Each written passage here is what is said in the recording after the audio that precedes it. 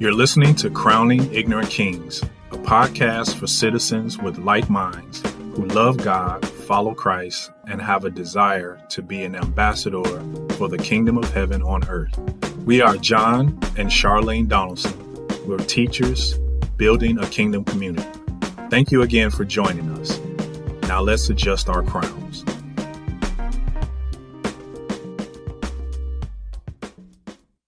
Came to listen well. We have 3 morning segments, and then we take a break, and then we come back for a 3rd morning session, and then we are going to have an exciting session where we look at the future leaders of our country and the role that character plays in their minds, and also how do we contribute to the development of their character and how they themselves are dealing with the issue of character development. So that's going to be one of the most important sessions for the day. As we look at the future, I'm excited about our young leaders who are going to take over, and we will definitely listen to them and get their input so that we can learn from them.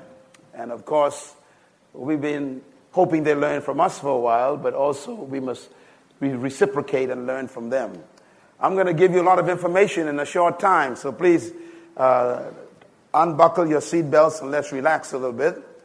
Please remember that our new book is available for you, and I can't stress enough not to buy a book for yourself only on character, but to also get a book for those who are not here, maybe your staff members who are not here, or maybe your colleagues, even your boss who may have released you from your job to come here. Go ahead and use this opportunity to show appreciation by taking back to your family and your boss and your workplace this material, especially the one that was just released. I was reviewing the book again myself last night, and I was asking myself, did I really write that? Man, that's good stuff. And I started convicting myself. So it's very important for us to do that. I also want to encourage you to get all the books, those who are visiting us for the first time. Of course, many of our leaders here who've been coming here for years have gotten a lot of these materials. But the newest one that we have is called The Power of Character in Leadership. And it's going to be available for you. We got to understand that it's moving very quickly. And so hopefully you will have a chance to get some of these materials. Okay. For our topic today, please write this down. We want to focus on the priority of character in leadership. The priority of character in leadership. Come in quickly, please have a seat. Those of you who are coming in, move fast. And I appreciate all of your endeavors to try and make it here on time, because we're trying to keep our time focused. The priority of character and leadership. Please write the subtitle down. And for those who are joining us live, let's give a big hand to our global pay-per-view members. God bless you all. Thank you so much for joining us. We got emails. I saw a great write-up on our Facebook last night. Those of you who are watching, you're sending information on the Facebook. Thank you very much that you're being transformed where you are living in your country. Understanding the value of values. Understanding the value of values. The priority of culture. And please keep the sound down in the room, please. No talking in the room. Ushers, no talking in the room, please. Excuse me, sir. Can you be seated quickly when you come in? No talking in the room, please. It's a television recording. We're going global, so there can't be any sound in the room. Come in quietly. Ushers, please seat people quickly. Housekeeping is completed. Okay. Now, this topic is very important. The priority of character. I want to ask you a question. On the screen, there's a photograph.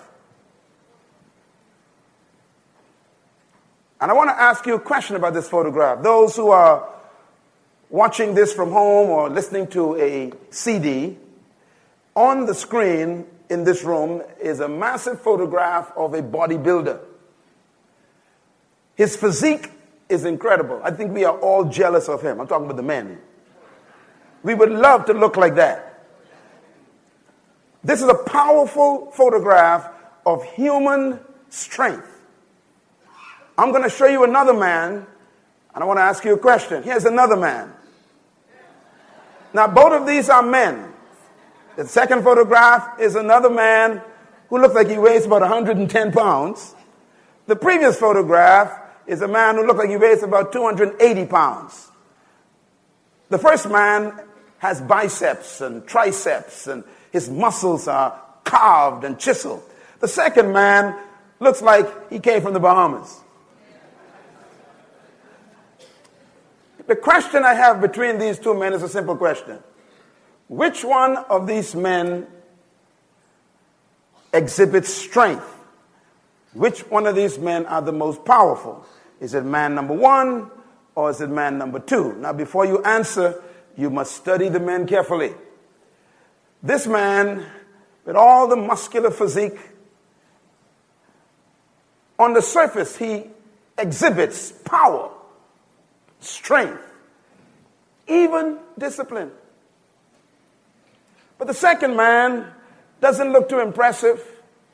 He seemed to be suffering from malnutrition. Probably is not as disciplined as he should be.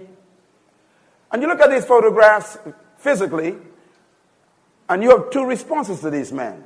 One of them impresses you, the other one depresses you. One of them make you look at him and be attracted to him. The second one you wish you never met. Now, which one of these men are the most powerful? I want to take you through a quick response of that question. I want to take you through an exercise that I call character versus ability. One of these men have power. The other one doesn't seem to have power. So here's the question. I'm going to tell you who these two men are. The first man, his name is Sam. He's a very powerful guy. That first picture you saw, his name is Sam. The second guy, his name is Joe. These are my friends. Sam and Joe are both my friends. Let's talk about Sam and Joe. We got two men, Joseph and Samson.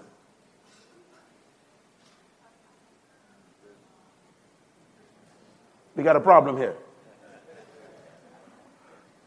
Samson has strength of body. And many leaders remind me of Samson. They speak well, they dress well, they are articulate, they resonate with charisma, they look like they are powerful, they wear power ties, or she carries a power briefcase. They walk around with their G4 telephones and their power notebooks. Very impressive people. Strength of body. But Joseph is different. He has strength of character. Character you cannot see physically and visually. Which one of these men is stronger? Samson impresses men. When you look at Samson, all of us are impressed. But Joseph impressed God. Power impresses men. Character impresses God. You have to decide who is your priority. Men or God? Whoever is your priority will determine your life. Samson and Joseph are both men. Joseph died in a position of power. Samson lost his position and his vision and power.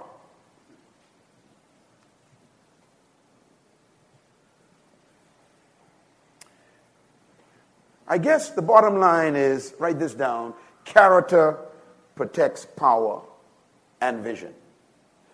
No matter how much power you have how much vision you claim to possess, if you do not have character, your power and your vision are at risk. This is why character is more important than power. It's more important than vision. It's more important than skill.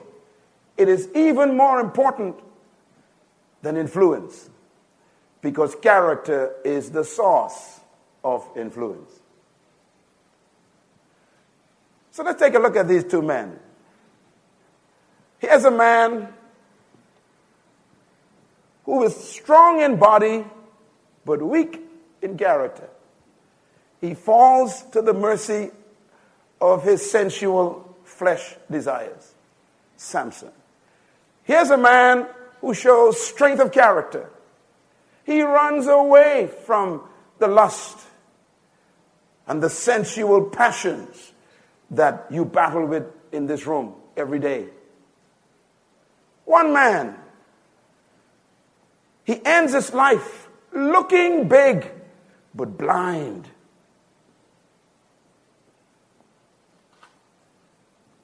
Even though his last act was great, we only remember his bald head.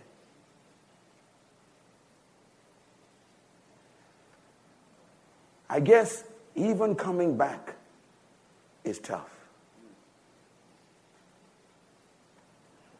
This man, Joseph, shows that character is stronger than power. What did I say? I want you to remember this as a leader. Never be impressed with people's power. You want to study their character. Never trust the person with power. Only trust people with character. Never be impressed with people who have power. Seek for those who have the silent strength of character. Joseph gets my vote. So the conclusion of the matter is simple. Write it down. The foundation of leadership is character. This statement sounds very simple, but it's not. I didn't say that the roof of leadership is character. I didn't say the windows and the walls of your life is character. I said the foundation of your leadership is character. So, I want to remind you of what character is. If you may, you can record it. Character is a commitment to a set of values without compromise. When Joseph was tested, he had to decide whether he valued lust and pleasure more than prison. Joseph chose prison. Pleasure and prison both begin with P. You got to decide which P is more important in your life. Which P is your priority? Pleasure? Or are you going to pursue this simple, powerful essence of principle? Number two, character is dedication to a set of standards without wavering. Samson didn't survive. His standards collapsed under the weight of lust. He lost the most important thing a human being can possess, and that is a character that has moral force. Number three, character is self-imposed discipline in keeping with moral convictions. Notice the term self-imposed. Nobody made Joseph run. And nobody made Samson stay. It's always up to you. You are the creator of your own character. Discipline is self-imposition. I am coming to the conclusion very slowly in my years of dealing with leadership issues that conviction is really the key to leadership. It's conviction.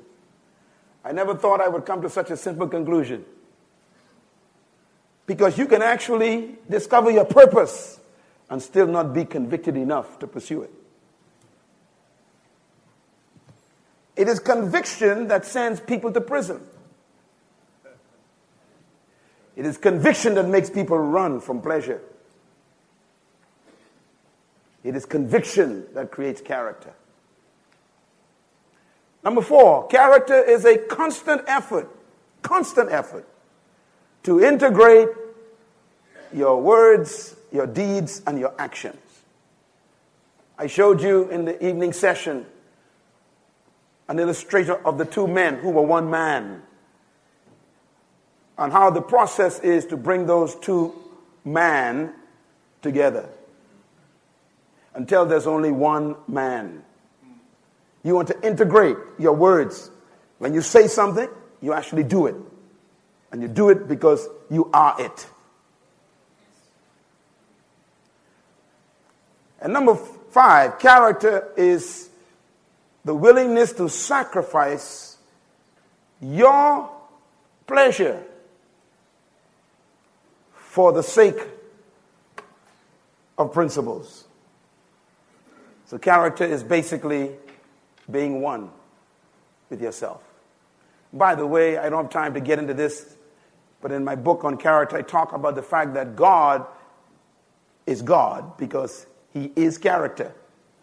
You know, the Hebraic concept of God, when they describe God, they concluded one word: God is one.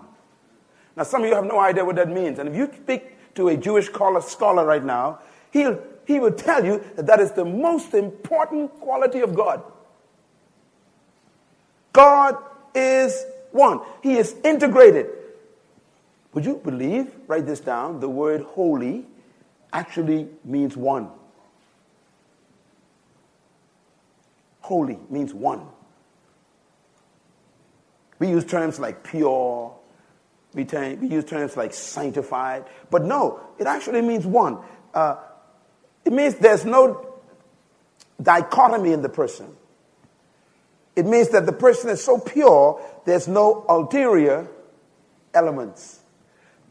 You know, there are people who you know who have ulterior motive. These are dangerous people. A person with ulterior motives is a person without character. So to be one means that you have arrived at a point of what we call holiness. And don't tell me that is not possible. Because someone said 2,000 years ago, be holy like your Father in heaven is. Thank you for listening to Crowning Ignorant Kings, where we are cultivating a kingdom community. Please sign up for our podcast, download, like, and share. Look for us on your social media platforms.